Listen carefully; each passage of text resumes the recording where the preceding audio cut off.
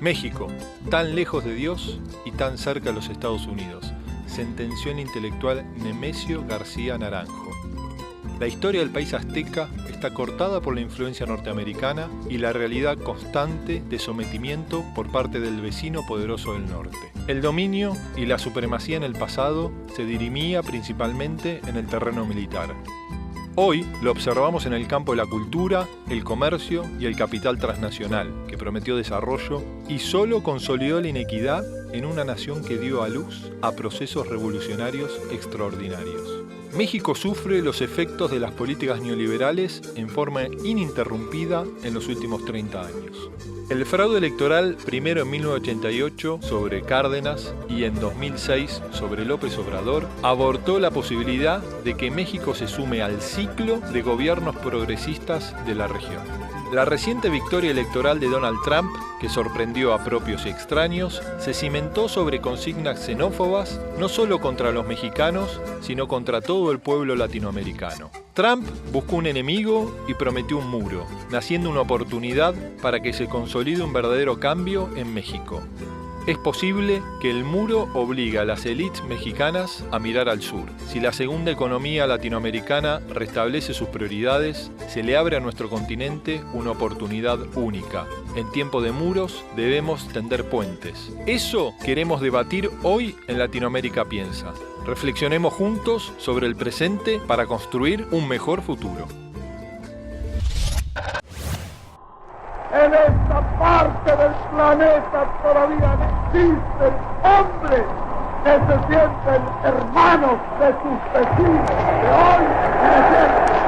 Una verdadera ola de democratización avanza sobre América Latina. Nuestros excluidos, nuestros países, nuestra democracia ya no soportan más que sigamos hablando en voz baja. La unidad de nuestros pueblos no es simple quimera de los hombres, sino inexorable decreto del destino. El sueño, el proyecto de la patria grande ha sido desde siempre un sueño compartido por nuestros pueblos. En la América del Sur, el ordenamiento político, económico y social lo decidimos quienes gobernamos por mandato de nuestros pueblos. Temos largo caminho a percorrer na busca de sociedades plenamente desenvolvidas e democráticas. Das populações se manifestarem, dos trabalhadores defenderem seus direitos. Exclusión económica y social es una negación total de la fraternidad humana. Quisiera que nuestro continente sea modelo de continente. Un continente de justicia, un continente de solidaridad. ¿Y qué menos puede hacer la izquierda de América Latina que crear una conciencia en favor de la unidad? Solo unidos es que nosotros podremos ser verdaderamente independientes. I am officially running for President of the United States, and we are going to make our country great again.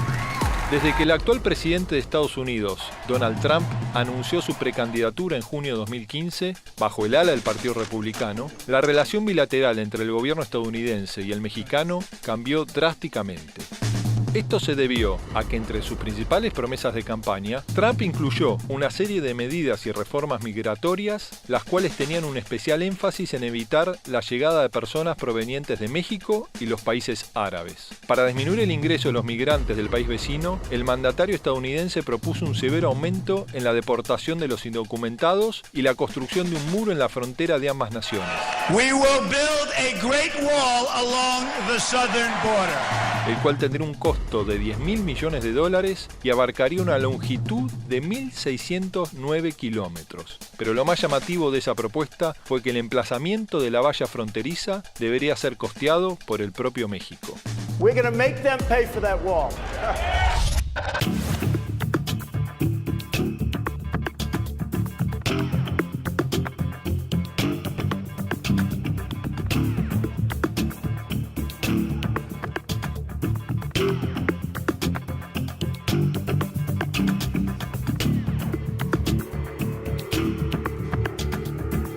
Hola, buenas tardes. Hola, buenas tardes. ¿Tiene arreglo con el senador Alejandro Encinas? Muchas gracias. Junto al equipo de Latinoamérica Piensa, llegamos al despacho de Alejandro Encinas, senador de la República por el Estado de México. Bienvenido. Allí nos recibió el ex jefe de gobierno del Distrito Federal y ex miembro del Partido de la Revolución Democrática, para hablar de la actual relación entre México y los Estados Unidos. Alejandro, muchas gracias por recibirnos aquí en tu despacho del Senado. Al contrario, sean bienvenidos. Me da mucho gusto que estén aquí. La victoria de Donald Trump, que sorprendió al mundo, ¿no? Su discurso xenófobo, la amenaza no a México, sino a América Latina de construir un muro, puede ser una oportunidad para que finalmente en México, luego de décadas de gobiernos neoliberales, se pueda construir una alternativa progresista? Yo creo que sin lugar a dudas, aunque también hay que reconocer que los riesgos que va a encarar el país en el futuro inmediato van a ser muy difíciles, porque en el momento en que se cierre la frontera con los Estados Unidos, muchos de los problemas que hoy son parte de esta relación bilateral pueden generar no solamente el incremento de la violencia en la frontera norte, el problema de una recomposición de los grupos de la delincuencia organizada, aunque también es la oportunidad de hacer un replanteamiento del desarrollo en el país. Es evidente que esta actitud donde quieren regresar a la vieja lógica fascista de la supremacía blanca va a traer un cambio en la relación muy profunda, que ya estamos viendo con no solamente los mexicanos residentes en los Estados Unidos, sino con la población latinoamericana y la población musulmana, en donde son objeto de persecución y de agresiones recurrentes en muchos estados de la Unión Americana. Por eso el replanteamiento que requiere el país necesita volver a recuperar ese espíritu nacionalista que aliente no solamente el mercado interno de manera significativa, sino la relación con América Latina. Y este reto pues, es el que tenemos que encarar de inmediato.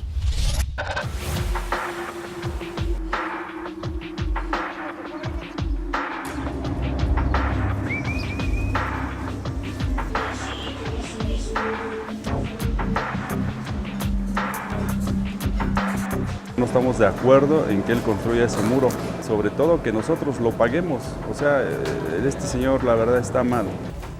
Este hombre está bien sacado de sus cabales, completamente, porque solamente tiene ideas narcisistas. Es un hombre muy pinche creído en sí mismo, nada más. Pues es lo mismo, todos casi opinan lo mismo, que es la tontería más grande que hay. Sobre todo él, ese cuate no es político, es empresario. A él le convienen las empresas, no la política.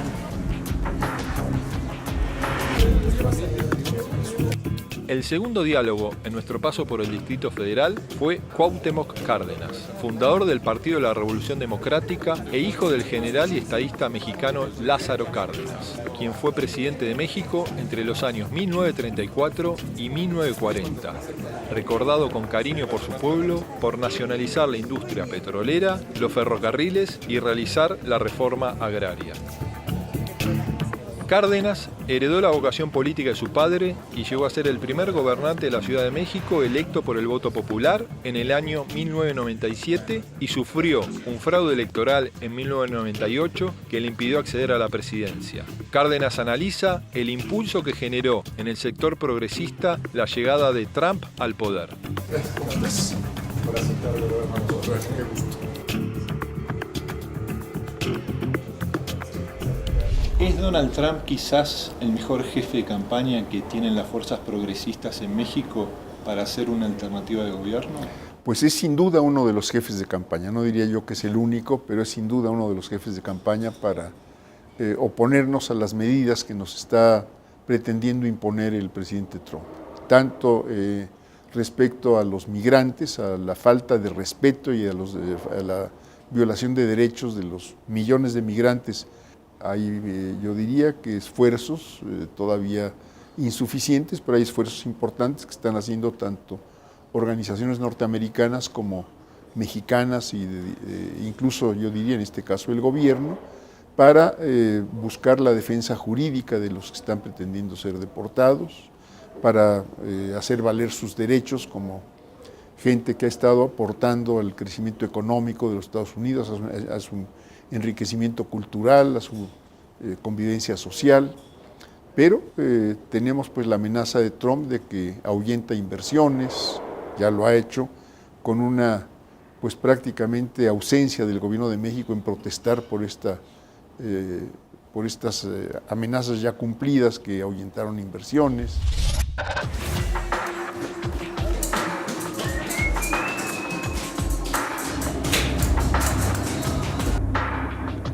Yo estuve trabajando en Estados Unidos, hacíamos trabajos muy pesados, que los gringos, inclusive los morenos, no lo querían hacer. Ya estaba todo muy mal pagado cuando yo estuve.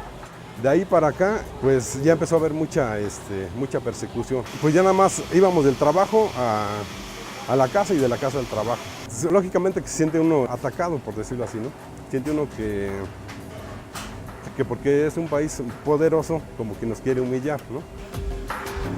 El hecho de que nos quieran dividir para coartar a la gente, para limitarla, cuando aún sabiendo que ellos dependen de nuestro trabajo. Para mí es muy triste y me llena de impotencia y de mucho coraje, esa es la verdad, porque pues el saber que mucho mexicano se devuelve para acá, cuando gracias a esos mexicanos han crecido como país. México es un país que ha tenido revoluciones, ¿no?, que han impactado en América Latina. México es un país corajudo, ¿no?, pero que hoy tiene un presidente que parece no poder ponerle ningún límite a la política xenófoba de los Estados Unidos. No es un camino sencillo porque es la principal potencia del mundo. ¿Cómo analiza estos meses de la gestión tan desgastada del actual presidente Peña Nieto de México? Yo creo que estamos en el momento histórico de mayor debilidad de la institución presidencial en el país. El rechazo al gobierno de Peña Nieto supera el 90% en todo el país. El hecho de haber recibido a Trump como candidato a la presidencia de los Estados Unidos, un candidato que estuvo alentando un discurso de odio y discriminación a los mexicanos, representó una vergüenza para nuestro país. Podemos no estar de acuerdo en diversos temas, pero su presencia aquí, señor Trump, muestra que tenemos una coincidencia fundamental.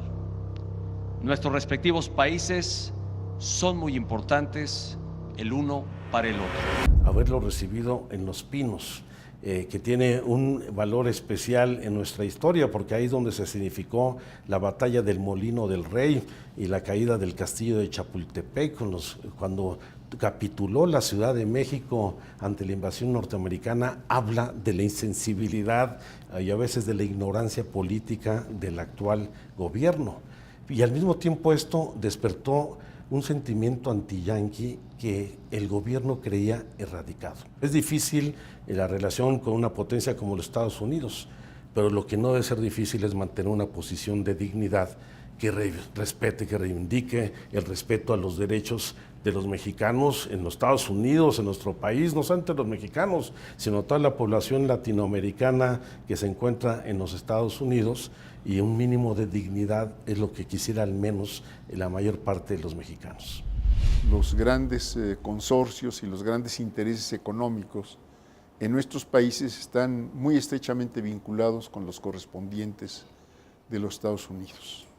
Entonces, en el caso de México, tenemos años de supeditación política y económica a estas políticas neoliberales, que entre otras cosas nos han alejado, en el caso de México, del sur, nos han integrado económicamente al norte con, yo diría, pésimos resultados, sobre todo en el terreno social y en lo que hace a crecimiento económico para México. La ciudad de Tijuana se ha convertido en un centro de batalla entre diferentes grupos de narcotraficantes. La cifra de asesinatos continúa en aumento. Los asesinatos ligados a grupos de la delincuencia organizada aumentaron en el país con respecto al año pasado. Más de 100 personas murieron solo este fin de semana en diferentes lugares, en distintos incidentes, pero casi todas las muertes fueron vinculadas a la lucha de los carteles por controlar territorios. En México residen gran parte de las organizaciones de la droga más importantes del mundo. Las cifras oficiales y extraoficiales contabilizan entre 160 y 186.000 muertos por la violencia vinculada al narcotráfico y coinciden en que hay más de 28.000 desaparecidos desde que, en el año 2006, el expresidente Calderón puso al ejército en las calles para enfrentar al narcotráfico. México se ha estremecido con el asesinato de una periodista que había sido secuestrada en Veracruz. El cuerpo de la reportera Anabel Flores Salazar fue encontrado un día después de que un comando armado se la llevara de su casa. Hoy callaron la voz de la periodista Miroslava Bridge para siempre. Cecilio Pineda, director del diario La Voz de la Tierra Caliente y colaborador del Universal, fue baleado en Guerrero el pasado 2 de marzo. De 2011 a la fecha, 16 periodistas han sido asesinados. A su vez, la libertad de expresión y la labor de la prensa se ven condicionados por los altos niveles de corrupción y el crimen organizado, lo que llevó a México a ocupar el año pasado el tercer lugar mundial de periodistas asesinados luego de Irak y Afganistán. De acuerdo a los relevos de varias organizaciones internacionales y locales, 11 reporteros mexicanos fueron asesinados solo en 2016. Y la cifra es aún más alarmante si se toman los últimos 10 años, con un total de 42 asesinatos de trabajadores de prensa. La inseguridad y el alto índice de mortandad de la nación mexicana son cuentas pendientes que el gobierno debe saldar de forma inmediata. ¿Cómo describirías vos hoy el presente social y económico de México tan complejo para que lo puedan entender no solo los argentinos, sino los latinoamericanos? Bueno, yo empezaría por decir que tenemos en México 35 años, casi 40 años, de políticas neoliberales, políticas que han estado aplicando tanto gobiernos del Partido de Revolución Institucional, el PRI, como del Partido de Acción Nacional, que por 12 años mantuvo el gobierno del 2000 al 2012, y que los efectos de estas políticas neoliberales son un extraordinario crecimiento de la pobreza. Tenemos más del 50% de la población en condiciones de pobreza, 25% de la población en condiciones de pobreza alimentaria. Tenemos una enorme desigualdad social. Por otro lado, tenemos una muy grave situación de violencia y de inseguridad, prácticamente en todo el país, enfrentamiento de grupos, de mafias del narcotráfico, asesinatos por todo el país, inseguridad en las personas, en las familias, y esto un combate al que el gobierno ha puesto al frente a las Fuerzas Armadas, pero que no se está complementando con, yo diría, con ninguna otra medida. No hay un combate efectivo a la desocupación, a la baja calidad de la educación, a la falta de oportunidades para los jóvenes. La lucha contra el narcotráfico y el crimen organizado. ¿Qué Sí. nivel de vinculación hay con la política real en México? Mira, es difícil establecer el grado, pero sin duda yo no diría tanto el narcotráfico o la delincuencia organizada, sino algo que en México no se ha combatido prácticamente es la corrupción. Y sobre todo la corrupción más grave, que es la que se da en las altas esferas, tanto del gobierno como de las empresas. Casos denunciados, casos evidentes, pues no se han seguido, no se han perseguido y se brinda impunidad. Esto es corrupción, impunidad y bueno, al mismo tiempo un combate ineficaz en contra de la delincuencia, incluyendo en este caso al narcotráfico. Muchos de los cuerpos policíacos, muchos de los cuerpos judiciales, pues seguramente están implicados en distintos niveles. Saberlo es muy difícil. En la primera mitad del año, el registro de homicidios subió un 20%. Se incrementó nuevamente la ola de violencia en al menos 2 estados.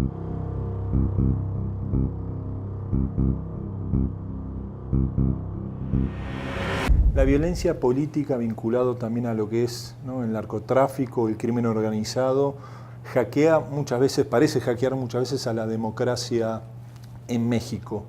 ¿Cuál sería la salida que un gobierno progresista podría encontrarle a ese problema de los cárteles y de todo lo vinculado al narcotráfico hacia el mercado norteamericano? Yo soy partidario de una regulación del todo el mercado de drogas, no solamente de la marihuana, de la amapola, de la cocaína en nuestro país, para entender que este no es un asunto de seguridad pública, es un asunto de salud pública y que tiene que ver también con un replanteamiento de nuestras relaciones con los Estados Unidos. El principal consumidor del mundo pues sigue manteniendo esos niveles de adicciones y quien sufre la violencia, quien pone los muertos es nuestro país. En segundo lugar, hay que atender los problemas de desigualdad y eso empieza por recuperar los mecanismos de fomento al desarrollo rural y la reactivación del campo mexicano. Durante muchos años, pues la actividad delictiva estuvo soportada, acompañada por la población civil, toda vez de que era su única alternativa frente a los problemas de pobreza y de falta de recursos para la actividad productiva. Esto cambió en el momento en que los cárteles se confrontaron, se dividieron y entraron en esta guerra sucia entre sí, incluso ya afectando a la población en las zonas productoras o de tránsito de droga, lo cual ha llevado a una ruptura del tejido social y a estos niveles de violencia. Lamentablemente es tal el nivel de desarrollo de la actividad delictiva que lo que sufrimos en lugar de una insurgencia social fue una insurgencia delictiva donde pues, los jóvenes se convirtieron en carne de cañón de las actividades delictivas y hoy este problema lo tenemos en todo el país. Regiones donde la autoridad legítimamente electa no gobierna, sino gobiernan los grupos delictivos. La diversificación de las actividades criminales fueron mucho más allá del tráfico de drogas, empezaron con el secuestro, la extorsión, hoy están en el tráfico y en la trata de personas, en el robo de vehículos, en cadenas delictivas de carácter internacional. Y desmontar esto va a implicar la reconstrucción del tejido social desde lo más profundo de la sociedad mexicana, no solamente en el ámbito rural, sino también en las zonas urbanas, donde tenemos los principales problemas de descomposición de nuestro tejido social. ¿No hay una política integral de seguridad democrática hoy en México? No la hay, de seguridad ni democrática ni no democrática, diría yo. Tenemos por otro lado un largo periodo de crecimiento totalmente insuficiente con dos muy fuertes caídas. Una en el 94-95, que se recuperó más o menos rápidamente, y la caída de 2008-2009, que nos llevó a un crecimiento negativo del 7% en el 2009, y de la que apenas, diría yo, se está recuperando económicamente el país. ¡Viva se los llevaron! ¡Viva más serios! ¡Viva se los llevaron! ¡Viva más serios! Una de las páginas más oscuras de la historia mexicana es la que narra la desaparición de los 43 estudiantes de Ayotzinapa.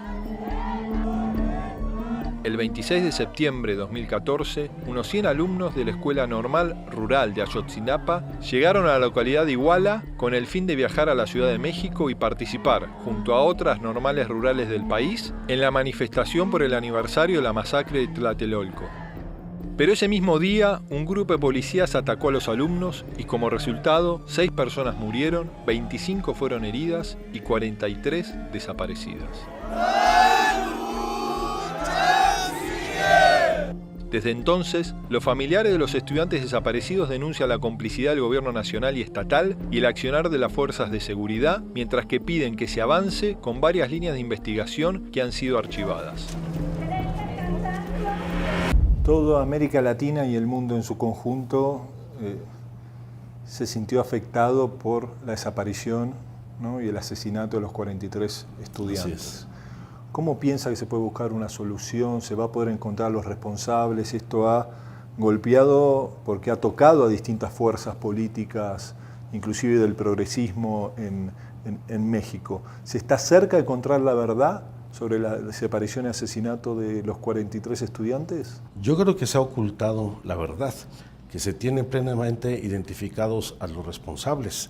Se ha acreditado no solamente por el grupo de expertos que hicieron el seguimiento de todos los trabajos y análisis de los trabajos periciales sobre los 43 estudiantes desaparecidos, y se ha acreditado que desde el primer momento no solamente la autoridad local, el gobernador del estado, el procurador del estado de Guerrero, el presidente municipal de Iguala estuvieron informados, sino también los servicios de inteligencia en el país, particularmente inteligencia militar, y creo que lo que está prevaleciendo es básicamente la impunidad, porque se ha acreditado inclusive en el rastreo y seguimiento de las llamadas telefónicas que realizaron quienes llevan a cabo la desaparición forzada, como en la oficina, por ejemplo, del CISEN, del Centro de Investigaciones en Materia de Seguridad Nacional en Iguala, se realizaron llamadas con los teléfonos que les fueron quitados a los estudiantes. Pero se va a poder encontrar en algún momento. Yo creo que es un asunto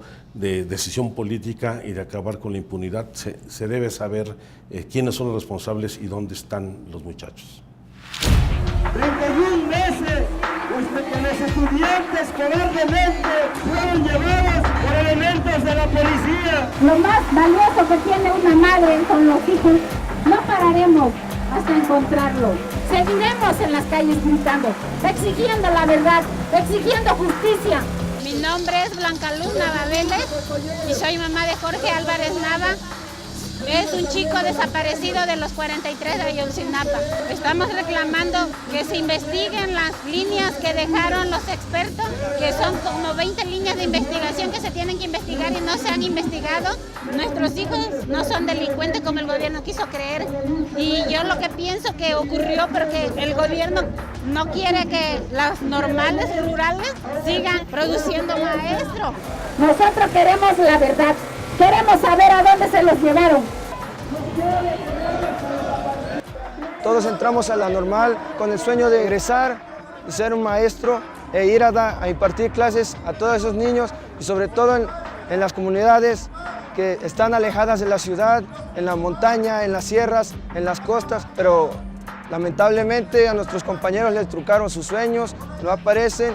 Y es por esos sueños también que nosotros estamos luchando para que ellos regresen a esa escuela, regresen a esas butacas que los están esperando y puedan ser como maestros. Que Peña Nieto también asuma la responsabilidad y castigar a todas esas personas que están incluidas en este delito y en esta cruel masacre.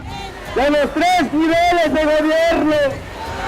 ¿Cómo ve usted hoy la resolución de este tema que sigue teniendo en vilo, ¿no?, la búsqueda de justicia y sé de su compromiso en ese sentido? Bueno, yo sigo pensando que el gobierno, el Estado, tiene la obligación de llevar esta investigación al fondo y sobre todo de dar a conocer todo lo que se pueda conocer respecto a qué sucedió y cómo sucedieron las cosas.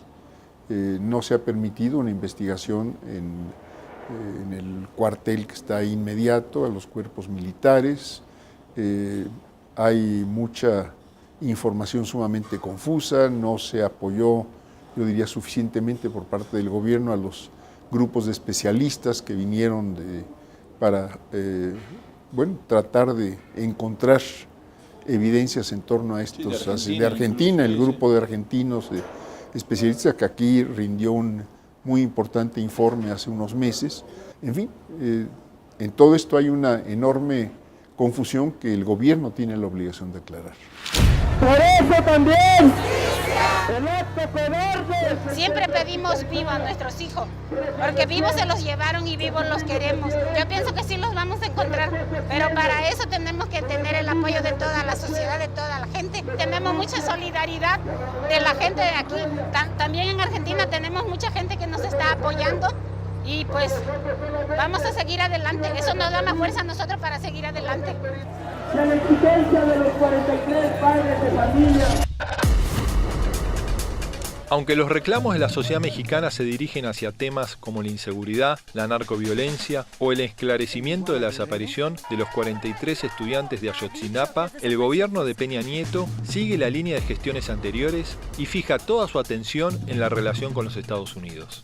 es que el arraigo neoliberal en la cultura, la política y la economía mexicana y la constante relación de dominación que ejerce históricamente la Casa Blanca ha conducido a que México se introduzca en acuerdos comerciales como el Tratado de Libre Comercio de América del Norte, también conocido como NAFTA por sus siglas en inglés.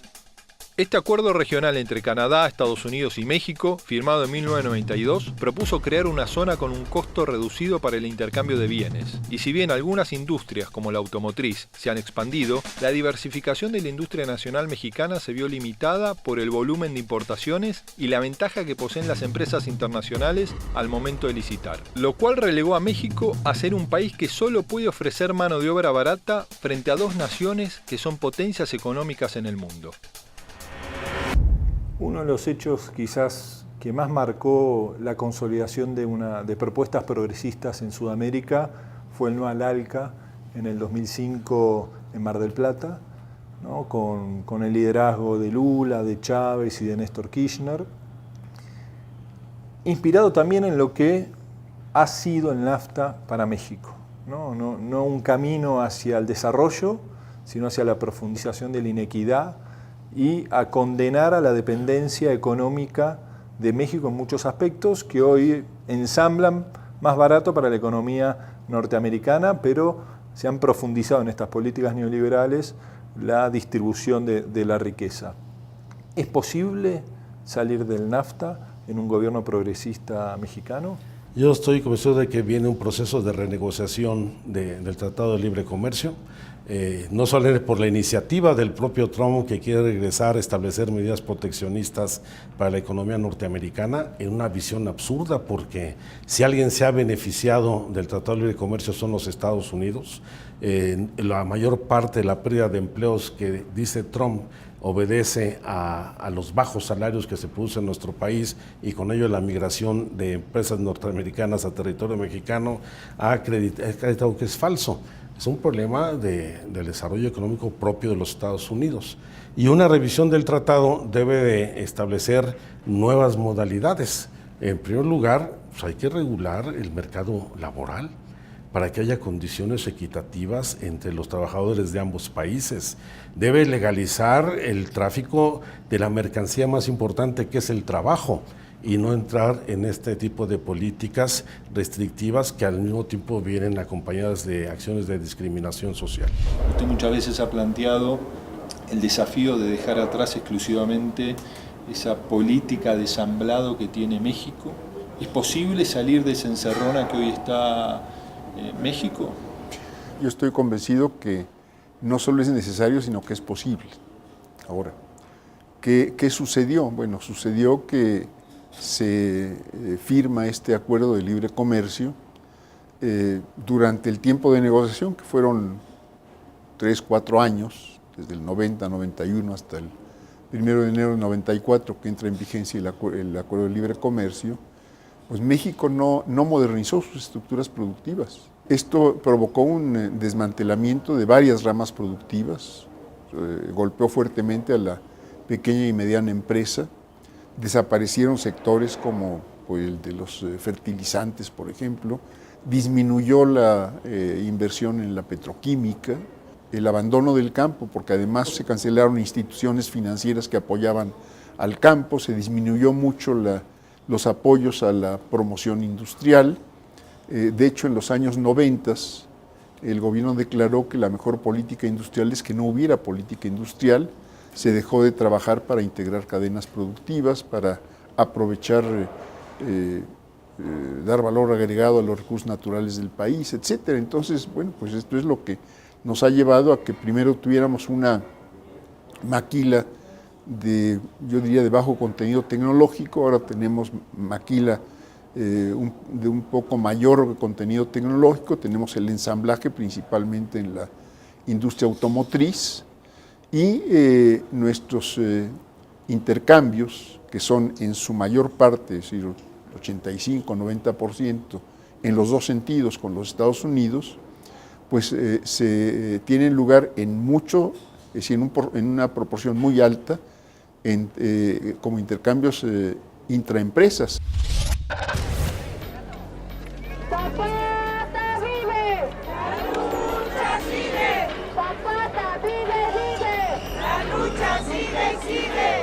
Estamos realizando el día de hoy un movimiento con el Frente Auténtico del Campo, una vez más manifestándonos en contra de los recortes al gasto público.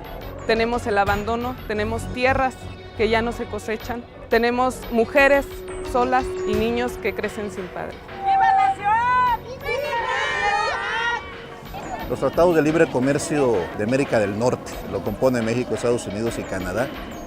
Nos opusimos, los que ves hoy manifestando y protestando nos opusimos porque sabíamos que era una competencia desleal con las potencias como Canadá y Estados Unidos. Eso nos llevó a una descapitalización del campo terrible. El campo mexicano está abandonado. Aquel campo que llegó a ser el granero del mundo, hoy importamos poco más del 50% de los alimentos que consumimos.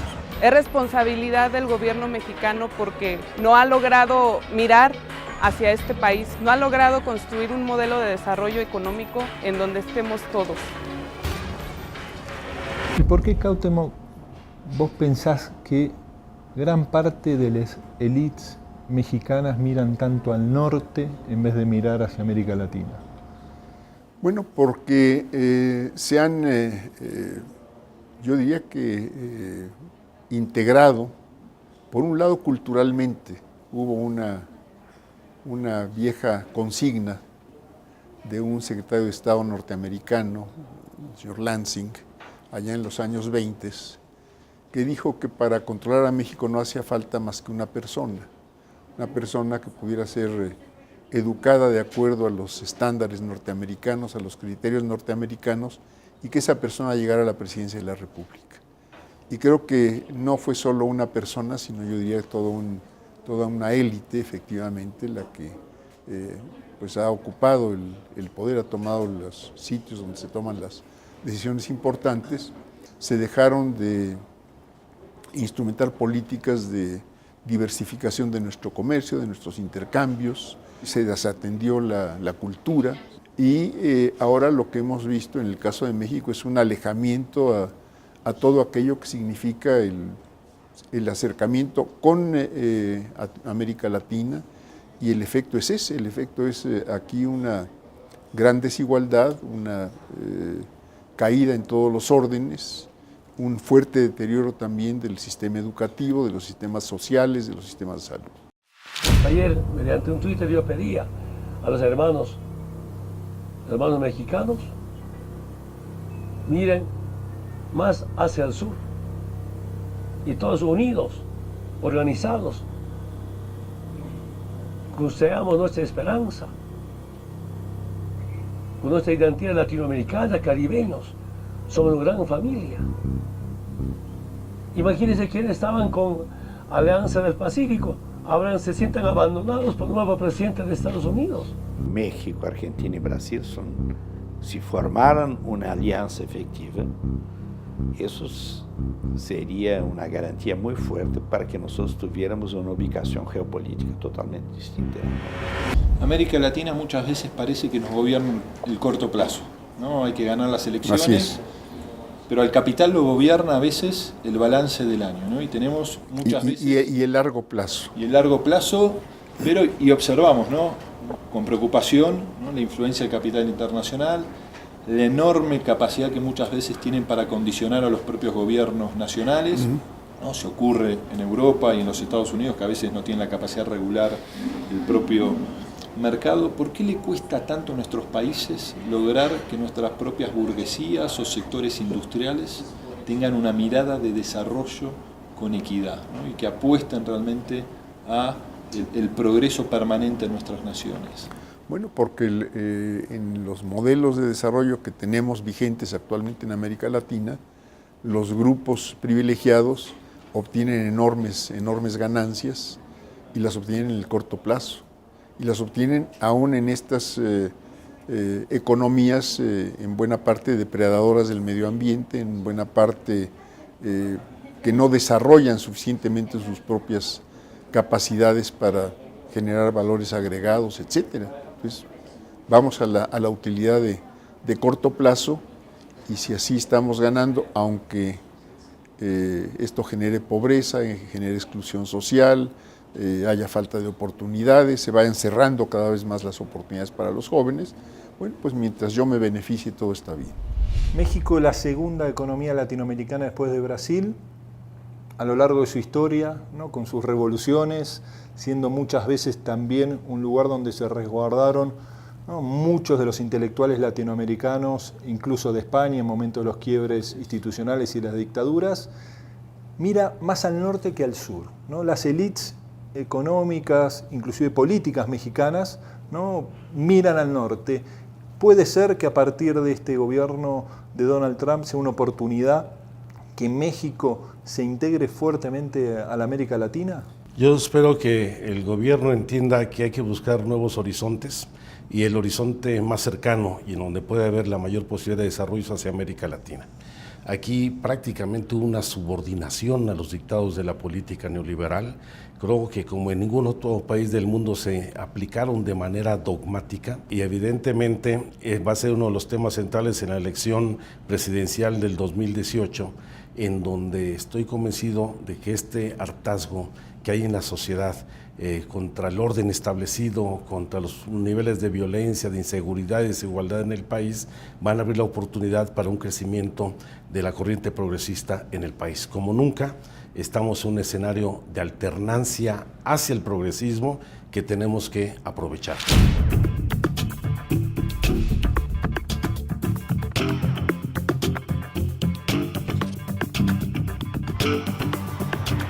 ...2018 puede ser un punto de inflexión en la historia mexicana.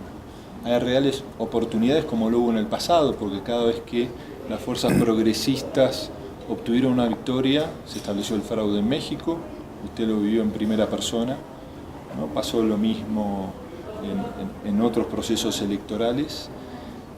Y en este momento que muchos plantean que hay un avance de las fuerzas conservadoras en América Latina, en el 2018 una victoria del progresismo en México y en Brasil puede ser el resurgir de un proceso de la patria grande, de la Unión Latinoamericana. Sería sin duda muy, muy importante, pero pues, es muy difícil saber qué puede venir. ¿Se puede construir la unidad de las fuerzas progresistas populares en México? Yo diría que se puede. De hecho, estamos participando, yo con muchos mexicanos más, en un proyecto donde creemos que el primer paso es contar con una agenda, con una propuesta, con un programa claro de cómo salir de estas crisis múltiples que tenemos en el país. Me parece que el programa está ya bastante bien delineado. Necesitamos construir en torno a él una mayoría social que se transforme en mayoría política y, de ser posible, en mayoría electoral.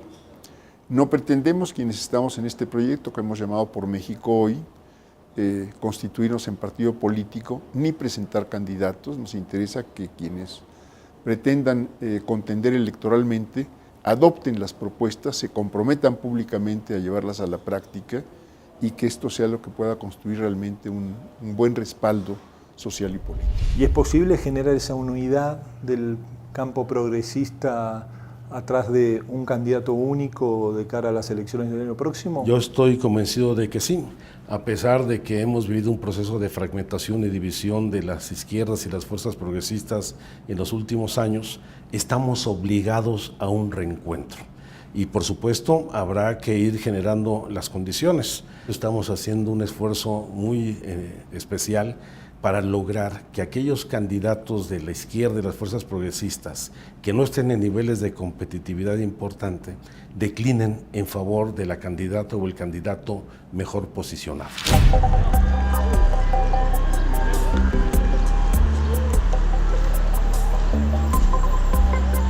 Si el despotismo tiene aliados y si la patria tiene enemigos feroces, son precisamente esos seres degradados e insensibles quienes, semejantes a los brutos, solo atienden al pasto que los alimenta. Solo el pueblo puede salvar al pueblo, nadie más, compañeros. ¿Y qué peso podría llegar a tener para generar cambios profundos en México una reforma constitucional, ¿no? Porque cuando uno hoy observa los países que han logrado mantener sus gobiernos populares son los que han tenido la capacidad de reformar sus constituciones, ¿no? Inclusive de regular los medios de comunicación, de reformar el Poder Judicial, crear nuevos poderes. Bueno, una de las propuestas nuestras es justamente llegar a una nueva constitución, pero hay que darle respaldo político a ese proyecto, porque si simplemente ahora se convocara a un constituyente en las condiciones actuales, pues seguramente los resultados serían adversos. Entonces tenemos que crear conciencia, tenemos que crear todavía este apoyo, este respaldo a una nueva constitución, justamente para revertir las medidas que ha tomado el neoliberalismo e incorporar nuevos derechos. Entonces me parece, por ejemplo, la Constitución de la Ciudad de México recién aprobada, incorpora nuevos derechos, incorpora nuevos procedimientos también en todos sus mecanismos constitucionales que podrían bien ser aprovechados para una Constitución nacional. ¿Cuál para usted son los principales desafíos que se le presentarían a un gobierno progresista en caso de ganar las elecciones para impulsar el desarrollo de México desde la perspectiva económica, pero vinculado a la distribución de la riqueza y de las oportunidades? Sí, yo creo que el reto fundamental es un cambio en el modelo económico que reactive el mercado interno.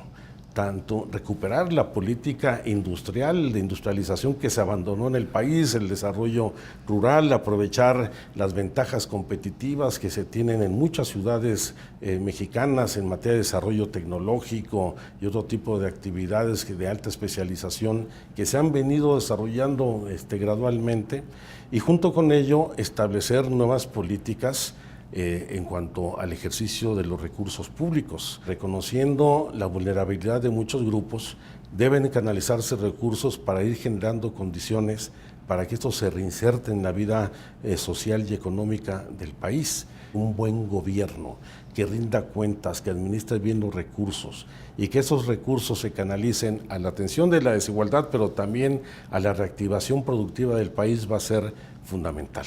Y por supuesto, tomando decisiones que van a afectar intereses, un sistema fiscal progresivo. Yo creo que hay que gravar la riqueza extrema, porque es inaceptable que en este país 15 familias tengan una concentración del ingreso que equivale a los ingresos de cerca del 40% de la población en todo el país. Yo creo que esos son los temas que tenemos que ir combatiendo de manera muy directa y generando además las condiciones de accesos a servicios de calidad para que todos tengamos la oportunidad de insertarnos en el desarrollo del país.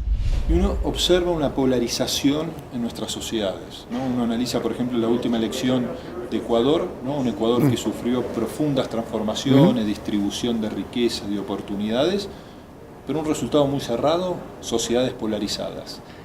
¿Le cuesta a las fuerzas progresistas, nacionales y populares reinterpretar las nuevas demandas de una ciudadanía que gana en derechos económicos, ¿no? Y empieza a demandar una nueva agenda que parece que estas fuerzas progresistas no logran comprender?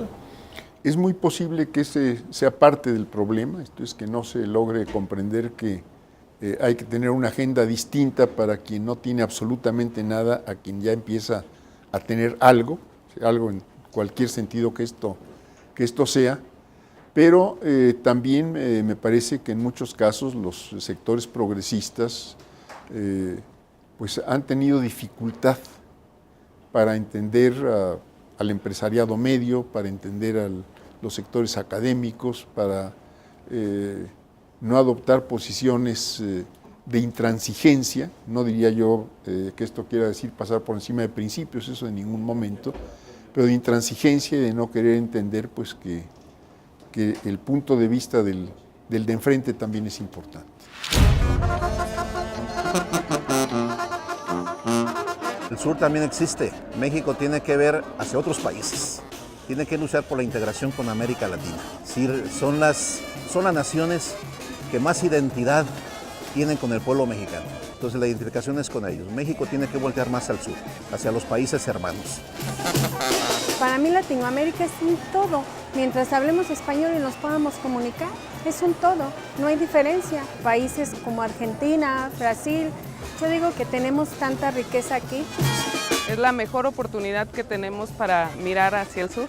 con intereses puramente del pueblo mexicano y atar esos intereses también con nuestros hermanos de Latinoamérica, porque también padecen lo mismo que nosotros padecemos.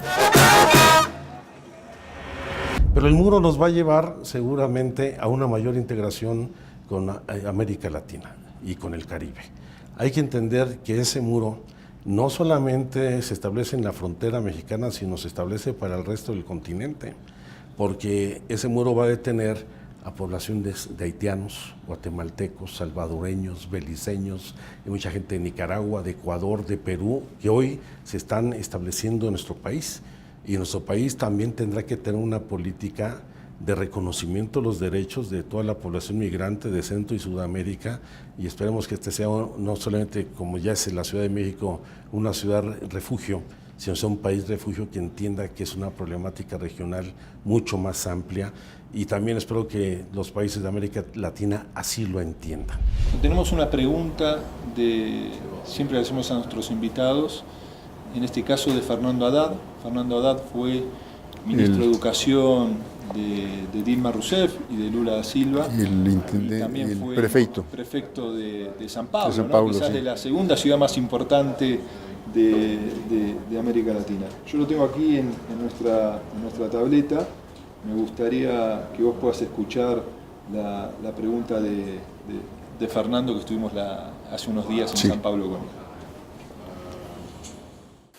Bom, eu tenho muita curiosidade em saber os impactos das últimas decisões dos Estados Unidos sob já a administração Trump sobre o sentimento do mexicano em relação aos americanos de um lado e aos latino-americanos de outro. Na minha percepção, isso abre um campo de possibilidades, um campo de oportunidades para que nós repensemos a latinidade e eventualmente busquemos formas novas de aproximação que talvez não estivessem à nossa disposição um ano atrás. Então, tenho sinceramente curiosidade em saber qual que é o teu ponto de vista sobre essas possibilidades. Você que, enfim, conhece mais do que ninguém as potencialidades e os desafios que estão colocados para a sociedade mexicana nesse momento. Un placer. Bueno, yo considero que Trump efectivamente nos ha unido a muchos sectores de la vida política y social y cultural no solo de México, sino de América Latina, y que esto nos nos debe obligar en México a tomar medidas, como decía yo antes. Yo veo que la mejor respuesta de México a las amenazas cumplidas y a las no cumplidas de Trump es el fortalecimiento de su economía, el poder crecer económicamente de manera sostenida, el aprovechar mejor nuestras propias capacidades y recursos, y el fortalecimiento de las economías familiares. Yo en esto veo, más allá de otras medidas políticas muy importantes para la recuperación de México, me parece que el enfrentamiento con Estados Unidos, es decir, con este presidente de Estados Unidos, estará principalmente en que nos podamos fortalecer productivamente, no estar sujetos solo a la dependencia económica de los Estados Unidos, y el que los mexicanos tengan aquí condiciones para desarrollarse y no se vean forzados en cientos de miles a emigrar a los Estados Unidos. ¿Y se percibe que puede haber un fin de ciclo en América Latina en los gobiernos populares, o estamos frente a un repliegue temporal? Yo lo vería más como un repliegue temporal. Y yo quiero pensar que las fuerzas populares, los sectores democráticos, tendrán nuevamente capacidad para organizarse y para imponer rumbos distintos en nuestro continente. Tenemos una enorme expectativa sembrada en lo que puede ocurrir en México, en esta discusión que plantean muchos intelectuales, muchos académicos, si estamos frente a un fin de ciclo o un repliegue temporal de las fuerzas progresistas en nuestro continente, una victoria en la segunda economía más importante, un México que mire hacia América Latina puede permitir reconfigurar la geopolítica mundial, porque permitiría que nuestro continente tenga una voz mucho más fuerte defendiendo los intereses de nuestros pueblos. Estamos no en una época de cambios, sino en un cambio de época, y hay que entenderlo como tal. Bueno, muchas gracias, Alejandro. Es un gusto que hayan estado aquí. Buena suerte. Gracias.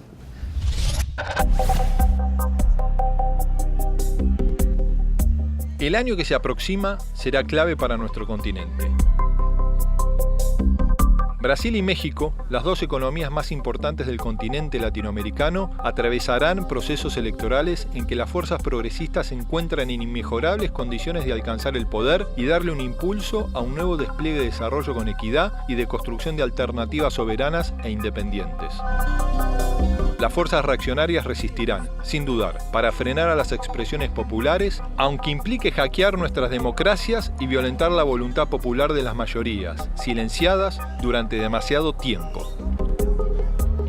Pero como manifiesta el subcomandante Marcos, símbolo de resistencia frente a un modelo de injusticia, llamamos a todos y todas a no soñar, sino algo más simple y definitivo. Lo llamamos a despertar. Es tiempo que Latinoamérica despierte y sea finalmente artífice de su propio destino.